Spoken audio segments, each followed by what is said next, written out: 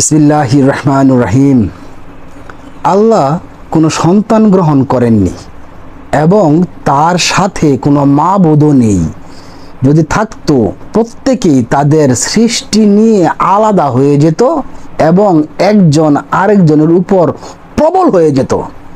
তারা যা বলে আল্লাহ তা থেকে পবিত্র। সূরা মুমিনের 91 নম্বর আয়াত। এখানে আল্লাহ তাআলা একটা আয়াতের মধ্যেই দুইটা সমাধান দিয়েছেন। প্রথম অংশে উনি বলতেছেন যে আল্লাহ কোনো সন্তান গ্রহণ করেননি। খ্রিস্টানরা যেখানে হযরত ঈসা আলাইহিস সালামকে আল্লাহর পুত্র হিসেবে মনে করে, সেটার বিপরীতে আল্লাহ স্বয়ং বলতেছেন তার ঐশী গ্রন্থে আল্লাহ কোনো সন্তান গ্রহণ করেননি।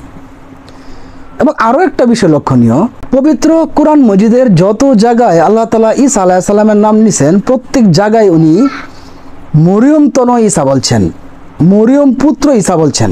মানে ঈসা আলাইহিস সালামের আগে সবসময় তিনি মরিয়ম পুত্র লাগাই দিছেন। মানে আল্লাহ বারবার বলতেছেন যে আমার না, ঈসা মরিয়মের পুত্র, মরিয়ম তো নয়। তো এই আয়াতের ওই অংশেও প্রথম অংশে আল্লাহ তাআলা একই কথা বলতেছেন যে আল্লাহ কোনো সন্তান গ্রহণ করেননি, এটা শেষ। তারপরের অংশে আল্লাহ কি বলতেছেন, তার সাথে কোনো মাবুদ নেই। যদি থাকতো প্রত্যেকেই তার সৃষ্টি নিয়ে আলাদা হয়ে যেত বা চলে যেত। এটা তো খুবই স্বাভাবিক। যদি স্রষ্টা একাধিক হইতো তাহলে কিন্তু তাদের মধ্যে দ্বন্দ্ব লাগতোই, তাদের মধ্যে বিভেদ সৃষ্টি হইতোই, এটাই স্বাভাবিক। সেজন্য আল্লাহ বলতেছেন যে যদি থাকতো তাহলে স্রষ্টারা তাদের সৃষ্টি নিয়ে আলাদা হয়ে যেত।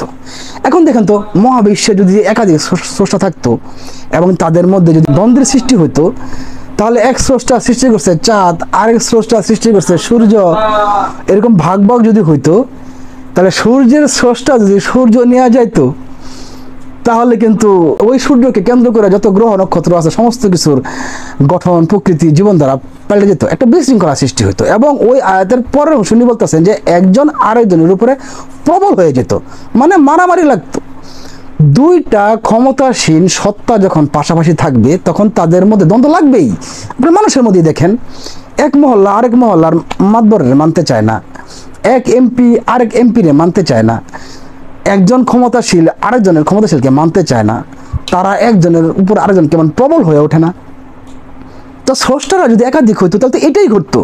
এক স্রষ্টা আরেক স্রষ্টার সম্পদ নিয়ে টানাটানি করতো, এক স্রষ্টা আরেক স্রষ্টার বাড়িঘর নিয়ে টানাটানি করতো, এক মহা জাগতিক বিশৃঙ্খলা সৃষ্টি হয়ে যেত।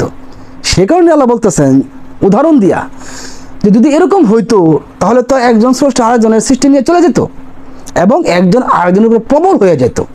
যেটা আমরা দেখতে পারি আমাদের পার্শ্ববর্তী কোনো একটা ধর্মের গ্রন্থে, যে স্রষ্টারা দেখবেন একজন আরেকজনের সাথে কি তুমুল মারামারি সৃষ্টি করে এক মানে মহা ঝামেলার সৃষ্টি করে দিচ্ছেন। সে কারণে আল্লাহ শেষের অংশে বলে দিচ্ছেন যে তারা যা বলে তা থেকে আল্লাহ তাআলা পবিত্র। আল্লাহ তাআলা পবিত্রই, কারণ তার কোনো অংশীদার নাই, তার কোনো শরিক নাই। যদি শরিক থাকতো তাহলে সেই শরিকগণ একজন স্রষ্টা হয়ে উঠতো, আর স্রষ্টা যখন একাধিক থাকতো তখন সৃষ্টির মধ্যে চরমভাবে বিশৃঙ্খলা সৃষ্টি হতো। যারা বুদ্ধিমান আছে তারা এই আয়াতসমূহ থেকে শিক্ষা গ্রহণ করবে এবং তাদের জীবনে অযাচিত যে বিশ্বাস আছে, একাধিক স্রষ্টায় যে বিশ্বাস আছে, সেগুলো থেকে তারা বেরিয়ে আসবে।